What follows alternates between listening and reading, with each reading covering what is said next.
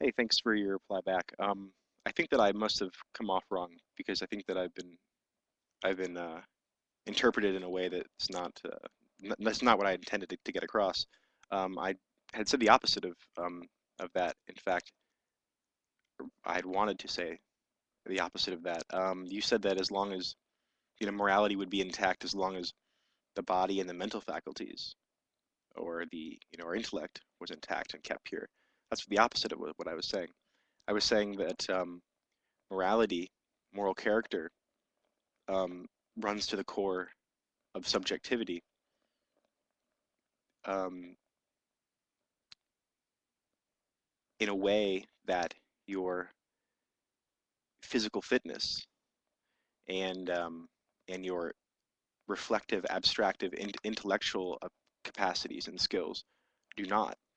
What I was saying was, it's pretty. I think that it's pretty interesting. It's noteworthy and curious to think about moral character, to think about intellect and mental abilities, and to think about physical, um, dexterity and strength, uh, and other, physical fitness characteristics. If you think about those three things, as we get older, time takes takes away your physical fitness, and your body will deteriorate. It will be taken from you as you get older. Uh, as you get older, your intellectual abilities will often decline. We hear about these two things most common. I think those are the two most common things. When you think of old age, it's not a very surprising or uh, irregular thing or topic of discussion if you're talking about someone that that's progressed to their later years to hear about physical decline and intellectual decline. What you don't hear about though is that is their moral character declining. You don't. Oh, you never hear someone say, oh, you know, so and so, uh, they're in great physical shape and they have great intellectual ability, but they're getting old and their moral character is really declining. You don't hear that. What you do hear is that so and so is getting old and their physical fitness is, or and their physical abilities to get around are declining, but they still have it. Um, they still have their wit and they still have their intellectual capacities. And they still understand and can interpret and can discuss and have their understanding is intact in a um, I don't want to say intellectual in a detached scientific way, but even their worldly intellectual capacities for discourse and things like that. You hear often it is one of these two things: their intellectual capacities decline, or their physical capacities, or both decline. You never hear the third element, moral character. It seems to it's just curious that that is not one of the you never hear that as an independent thing. You might hear as physical capacities as an independent factor or whatever trait, characteristic of a person, however we might discuss it, aside from ontology in an ontic way. When we discuss these things, you hear of physical character on the decline or still holding strong. You hear of intellectual capacities as on the decline over age or still holding strong. You never, but but moral character seems to be something that remains uh, constant.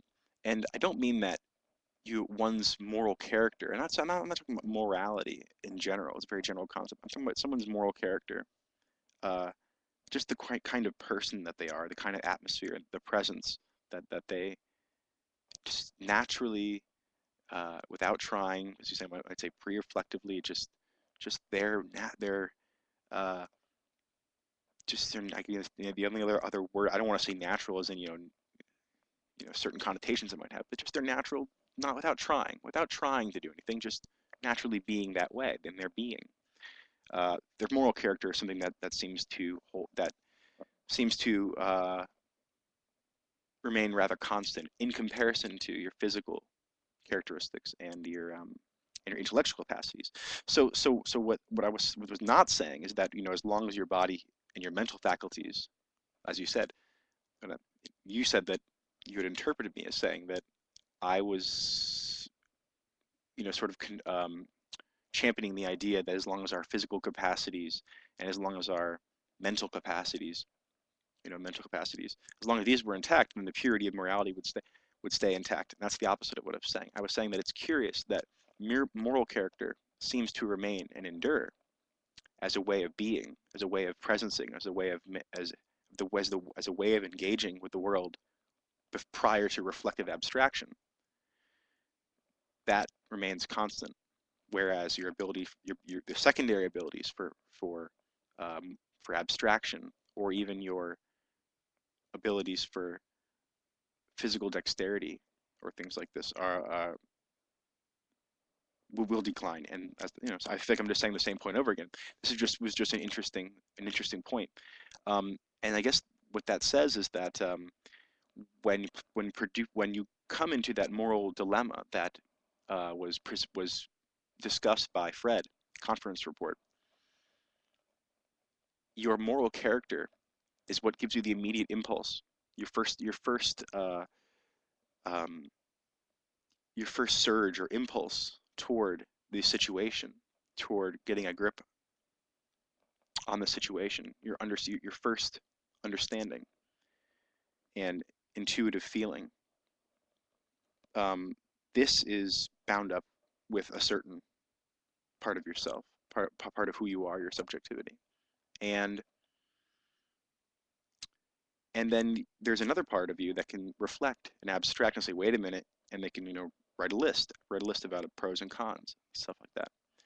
Well, your ability for reflecting and writing out pros and cons and thinking logically, that deteriorates as you get older. But the moral character, the immediate, I guess, what turns into what, you know, in culture, we would say that, you know, a wise person is someone who has this,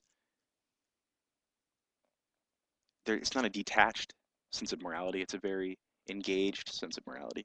And actually, it's right here. There's a book by Francisco J. Varela called Ethical Know-How. And in Ethical Know-How, it's a very thin book. It's a series of lectures he gave.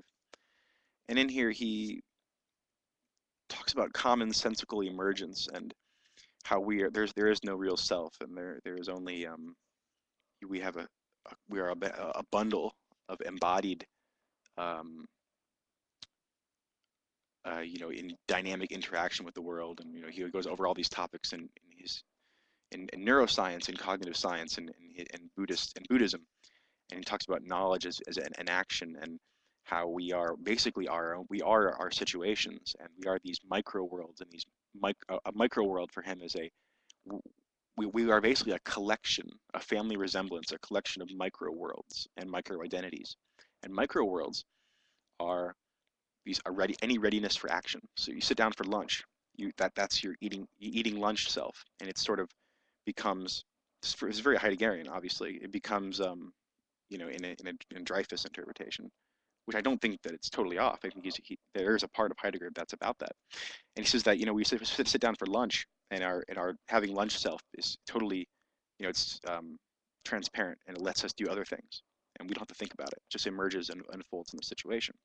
And a micro identity is any such situation that comes about. So the micro world is the readiness for action that we have, you know, going to the bank, you know, making love, making lunch, whatever it might be. You have a little micro world ready for that, and you breakdowns through having a series of breakdowns throughout your life is when you make these new structures, and that's how subjectivity develops. Anyway, the point was that I was in agreement with you, and I have not read Levinas since I took a course in phenomenology when I first discovered phenomenology. I'm not a fan. I think it's obscure, and I'm sure for some people it's rewarding, but for me, eh.